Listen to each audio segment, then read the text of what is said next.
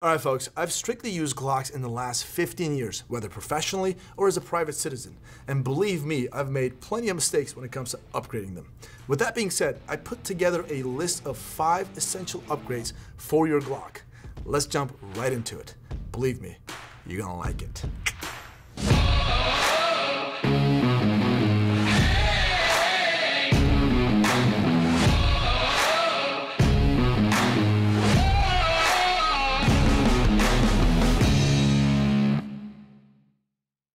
Welcome back to Class Firearms, guys. Kai over here, and today we're going to talk about the top 5 essential upgrades for your Glock. Whether you have an old school Gen 2 Glock 17 or a brand new Gen 5 Glock 47 or 17 or 19, this video is going to be for you because these are 5 upgrades that I believe are very essential for your Glock. Now, I didn't add a red dot or a light or a compensator for that matter to this video, this list, because you're kind of adding an accessory. I want to talk about removing something and putting something else in place as an upgrade. So that's why it's not going to be on there.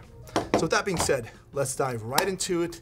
And number 5. And number 5 is going to be grip stippling. Now, this is essential in my opinion because, you know, if you look at a regular Glock right here, this is the good old Glock 43X, take a look at it.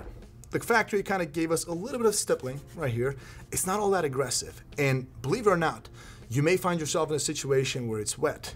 You may drop your gun into a wet condition or wet puddle of water, or it's raining. God forbid, your hands are bloody. Again, God forbid, or sweaty, or oily for whatever reason. And this thing is going to get super slippery. It's going to affect your shot placement. The gun may even fall out of your hand. That being said, now I have the Terran Tactical Innovations Glock 34 Combat Master. This is my 40th birthday gift. No pause. Bingo. Okay, there we go. And you guys can tell this is perfectly stippled by TTI. It is so aggressive. When I grab this gun, not only it feels fantastic in the hand, it actually is there. Like the gun, when you fire it, it obviously recoils, right? And I fired, I don't know, 1,000 rounds through this thing. It doesn't move at all. We got the Glock 19 combat carry from Terran Tactical Innovations. Same thing. It is, and these are all hand-on, by the way. Really good. At the same time, if you notice, let me compare this to, you guys can see this right here. The undercut. What I'm talking about is right this area. Now, try to grab this thing so you show it to the camera. When I grab this gun, just like that, it fits perfectly to my middle finger. Now, when you have an unstippled gun, it kind of gets in the way. Your kind of hand hits this trigger guard area. It's not as comfortable, so that's really good. And this is just a single cut. We've got a double cut right here, and it is this way. Your middle finger goes right here. When you place your support hand, your index of the support hand gets right here, so it's more comfortable. So doing that kind of modification to your frame, in my opinion, would not only would give you a much better shooting experience. So whether that's competition, recreational, or self-defense, it's going to probably help you deliver more accurate shots downrange. And lastly, mag release area. Now I'll caution you upgrading your mag release because some people like to actually kind of protrude them out a little too much. That's all good and dandy because when you press it, it's easier to kind of press and drop the mag, right? However, if you find yourself in a combat situation, or even just if you're doing a competition shooting, you hold on to this gun a little bit tighter. Next thing you know, you're inadvertently pressing it with the sport hand and the mag releases or mag drops on you mid-fight. That's no good. However, when you look at the Glock Gen 1, 2, 3, they have these tiny little mag release buttons right here compared to, let's just go to, there you go, like a Gen 4 or a Gen 5. If you look at them, they're kind of robust and big, right? If you look at the older generations, they got this tiny little guy right here, and pressing that is not as easy, right? So what Terran Tactical Innovations did, here's a Gen 3 right here. Look at this thing. With grip stippling, they actually kind of bevel this thing out, so this mag release button sticks out a little bit more. It's super easy. Bang, bang, bang. It is night and day compared to the Gen 2 and the Gen 3 that we have over here. Just simple grip stippling modification. It changes the gun completely. So highly recommend that. Anyways, with that being said, let's move on to Number 4. Hey guys, we're going to take a moment to interrupt this content to bring you a word from the sponsor of this video, Sonoran Desert Institute. Now, of everyone in Classic, I've probably built the most guns myself, and I know a lot of you guys out there like to work on and repair your guns at home as well. If you're looking for a way to take that hobby to the next level, Sonoran Desert Institute could help. The online courses at SDI cover a broad range of topics, including armor certification, gunsmithing, ballistics, woodworking and gun finishes, sports shooting management, and more. They even send tools and materials directly to your home so you can get hands-on training while you're covering this coursework. So if you're looking for a way to get an education that you could actually apply to your job or start a new career, definitely contact SDI at 480-999-4767 or visit sdi.edu. And number 4 is going to be the slide release lever or slide stop lever, whichever one you prefer. And what is that? Let me show you the regular Glock slide release lever, which is flat, very flush with the gun right here. And there's a reason for that. Some people don't like that, that's why they upgraded. Now, when you're shooting this gun, sometimes folks will actually put their thumb kind of like press against this thing. And if you press this thing down, now I have a magazine in here. Imagine I fire my last round, slide goes to the rear, slide lock to the rear. That's an empty gun, you switch your mag, right? Now, if you actually press this thing down, releases forward. Some people hold the gun so tight and put their thumb on top of this slide release lever, the slide never locks to the rear. Now, that ends up being a problem. Now, that's why this is so slim profile, so you kind of eliminate or minimize that issue. But some folks like a robust extended slide release lever, which is what this is right here, straight from Glock. And honestly, my personal opinion, I love this over the flat ones. It actually feels so much better. I don't have that issue. I don't put my thumb over it. I got a proper grip, so I completely eliminate it. If you guys can see, this is how I hold the gun. So it's not on there. And honestly, when I'm doing a reload, this gun is like that, right? When I'm doing a reload, I go into the gun and I just use my thumb. It's so much easier for me. I know some folks just go from the slide. I don't do that. I used to do that, but it's so much easier for me to do it that way. This extended slide release lever makes the gun so much easier to operate. That's my final thought on that. Now, there's another slide release or stop lever, and that's from Kagworks. Now, that's a little bit trippy, different looking thing. And if you're gonna upgrade to that one, and your muscle memory is built to traditional slide release lever, you better get out there and actually train, because it actually extends all the way onto the slide. And that way, you completely eliminate ever putting your thumb over the slide release lever to prevent the slide locking to the rear. So it's literally all the way up here, and we'll have it on the screen so you guys see exactly what I'm talking about, because I don't have it physically here. It's up here. Some folks swear by that. Personally, it's a little trippy for me, but I believe it would be an essential upgrade for folks, especially who's having problems putting their thumb over the slide release lever. So that's that. Anyways, let's move on to number 3. And number 3 is going to be a flared Magwell. Now, what is that? Well, here it is. Again, TTI Glock 34 Combat Master. You guys can clearly see this looks a little bit different than just your traditional Glock. This is 47 Gen 5, and we got the 43X right here. Now, flared Magwell, what it does is it actually opens up this Magwell area, so you have much easier reload. So you have less chances of missing your reload. So you're bang, bang, bang, you're firing the gun, you just grab your next round in, bring the gun into your work area, right? It's so much easier to kind of catch that opening and just like, you're able to send that round in and send the slide forward and get back into a fight or competition, whatever you're doing. Now, if we look at a Gen 5 Glock 47 that I have here, remove the magazine, Glock actually tried to do that with Gen 5s. Actually, Glock 19 and 17Ms with FBI's contract gun, that's when they actually started to ever so slightly flare the frame, the Magwell area, upon the request of the FBI. But still, I mean, it's better than nothing, but it's still not quite as good as an upgraded flared Magwell. You guys can see right here. Now, let me show you the 43X right here. This is a non-flared Magwell, you see, just flat. So you better get it right or else you're gonna miss the reload. As opposed to just ever so slightly flared Magwell by Glock to its frame. This is, again, something. But what I recommend is you to upgrade to something like this. Having an added flared Magwell that actually is efficient. Let's just say that. Anyways, that's about it. With that being said, let's move on to number 2. And number 2 is going to be trigger.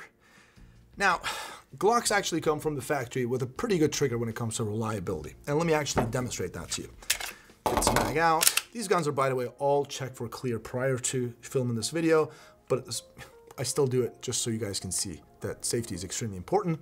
Now, this is a standard, this is a Glock 17L long gun. Here's the trigger. So standard Glock trigger, I think it's like 6 pounds, something like that, maybe even heavier. This is the wall, and you just kind of, it's kind of gritty, travels a little bit. Again, this is safe action. Boom. Brakes. And there you go. Now that's going to be the reset right here. A little forward. Pretty long. There you go. That's it. Wall, brake. Again, it's reliable, gets the job done, but it's not really all that good. So trigger upgrade is something that I recommend. I believe it's an essential upgrade for your Glock, depending on what you're gonna do though. Glock offers performance trigger. I believe that's a pretty decent upgrade when it comes to a stock trigger. And then there's also this Timney Alpha. Now let me show you this real quick. This is the Glock 19, TTI Glock 19 combat carry. It's Timney Alpha trigger. There's this little slack. You hit a wall right at 90, and then guess what? There's no travel. It's just, it is so light. It's basically a single action gun. So Glocks are safe action. The striker is only half cocked. With the trigger press pull, you're fully cocking it and then releasing forward. With the Timney Alpha or the Glock Performance trigger, they're pretty much fully cocked. The striker's all the way cocked to the rear. All you do is just apply pressure. The trigger bar just gets out of the way, releases the striker, makes it so much easier to actually operate the gun. You actually have less chance of kind of wobbling the gun by with your trigger press. So there's that. Trigger upgrade, in my opinion, is one of the most essential upgrades for your Glock. So definitely recommend it. With that being said, we're gonna move on to number 1. But before I do that, let's talk about some honorable mentions. And that's going to be base plates to increase the capacity of your magazine. So generally Glocks like the Glock 19 or Glock 23, they'll come with a 15 round magazine capacity. Or Glock 17, they got the 17 round magazine capacity. You can actually get these base plates. In this case, we got the Terran Tactical Innovations. They got the +2, +3, +4, depending on what you need, base plates. Once you do that, you're able to increase the capacity of your magazine. More capacity, I believe, is always better, depending on your application. So there's that. At the same time, I want to talk about some other upgrades, like barrels. Now, why didn't I have a barrel in my essentials top 5 list? Because, guys, it's 9mm. I understand if you really are into competition, it may be essential for you. But overall, if you're one of those like good old average Glock owners, for you, maybe you shoot some competition matches, or you do some recreational shooting, or you do it for use your gun for defensive purposes, whether you carry it or at home. A 9mm, 4-inch barrel, 5-inch barrel, based on my experience, the accuracy is almost indistinguishable from each other when you have match grade barrel versus just stock barrel. That's my personal opinion. Let me know your thoughts if you agree or not in the comment section, and also why. So barrel, it's cool, you can upgrade it, but is it essential? I don't think so. You can actually attach compensators like the Radiant, Afterburner, and many other companies out there that will actually have you replace your barrel. But is it an essential upgrade? I don't think so. But I wanted to still mention that there's also that option. And moving on to a guide rod, which is your recoil spring assembly. There are a lot of companies out there that actually offer different types of recoil spring assemblies, or you can actually change the weight. You know, like a stock Glock one, let's say Glock 17 or Glock 19, 17 pound, 18 pound, right? You can drop that to 15 pounds. But be very careful when you play with your Glock when it comes to your recoil spring assembly. You can actually, there's a good chance you can mess up your gun and it'll actually have cycling issues, reliability issues. Glocks as they are extremely reliable. Once you start modifying things around, especially messing with the guide rod, you're gonna have problems. So have some professional do it if you really need to upgrade it. Otherwise, I don't recommend touching that. With that being said, let's move on to my number one. And number one is going to be, of course, you guessed it, guys. If you haven't, I don't know what you've been watching. Of course, sights. Now, I love Glocks, but I hate their sights. They're just this basic U-notch kind of white sights. They work. They work, don't get me wrong, but they could be so much better. You guys can see right here, a little thing. This is it. Can actually, because Glocks are so widely used in the world, there's a million other companies out there. They make actually sights for Glocks, but I want to talk about some of the reputable ones. Now, this is the Glock 19M. This is FBI's contract handgun, 19 and 17M. They have the Magwell sights. I personally love these sights. The orange front sight is so easy to pick up. Nice 2 dots in the back, good to go. They're raised a little bit higher than the stock Glock sights. There's that.